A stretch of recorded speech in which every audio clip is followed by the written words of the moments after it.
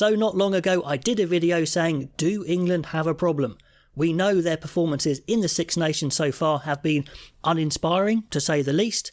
But in this video, I'm going to be very positive. I'm going to spin it all the way around and say, is this actually part of a grand plan for Steve Borthwick? Is he building something special towards the 2027 World Cup, where they're going to peak and be world beaters? Do we just need more patience?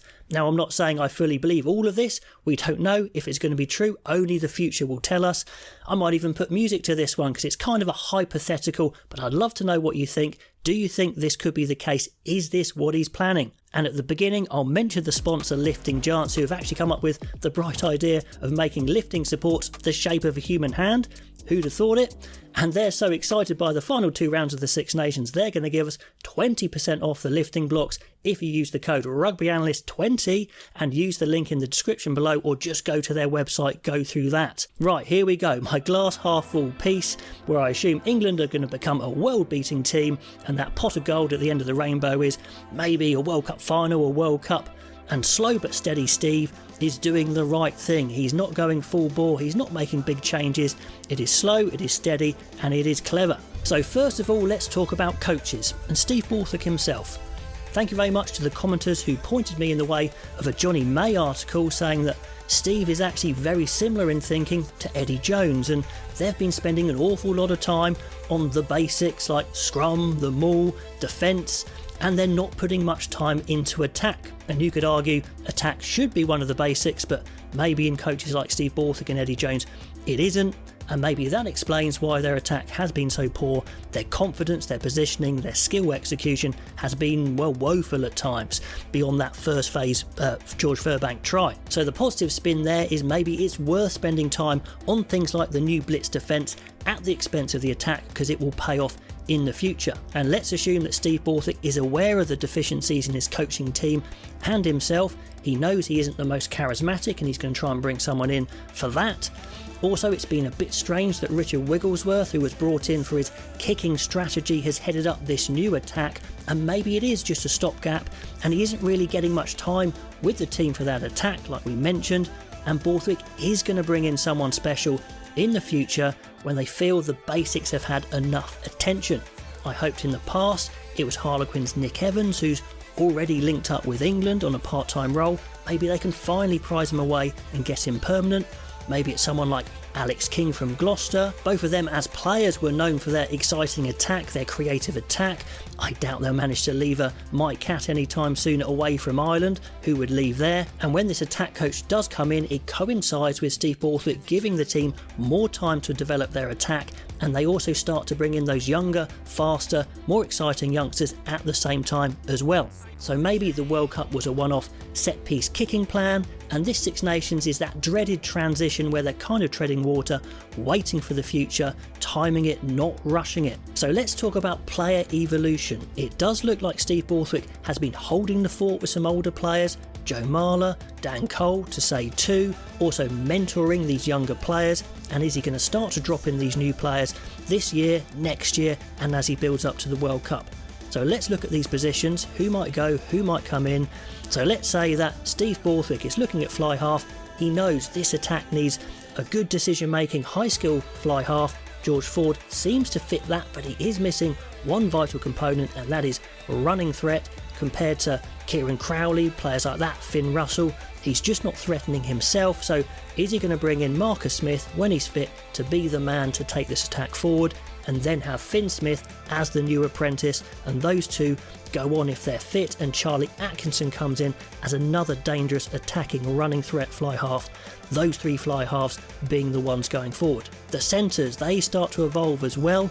They might need an equally good decision maker and ball handler if that fly half comes in, plus they need some serious physical threat. And in comes Max Ajomo for his stepping and his amazing passing, big Ollie Hartley from Saracens for hitting those big lines, Ollie Lawrence also learns to catch and he stays there for his power, and Will Joseph comes in as the all-rounder 13, giving any combination for any requirements of the situations. And Tommy Freeman dips in and out as that utility player, like I said, with the likes of Tuolangi, Henry Slade being phased out. Then on to the wingers. We know they're going to have to be good defensively in that blitz defence, making good decisions.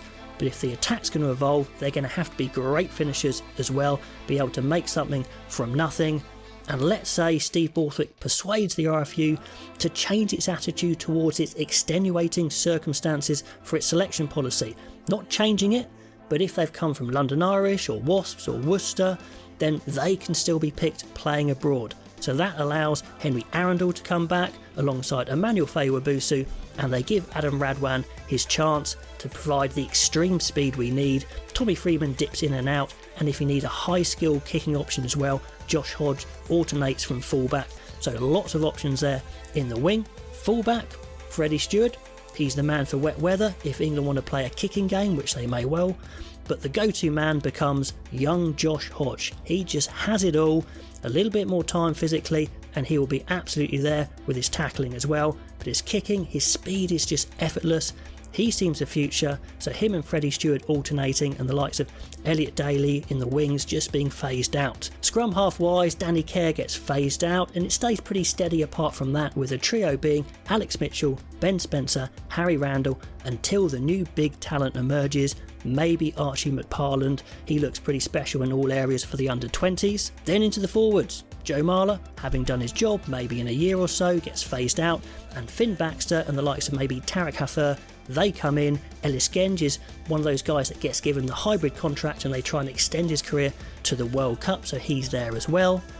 Hooker wise, they phase out Luke Cowan-Dickey. I think in the Six Nations he's there as the emergency starter if Jamie George gets injured, Dan being the impact man.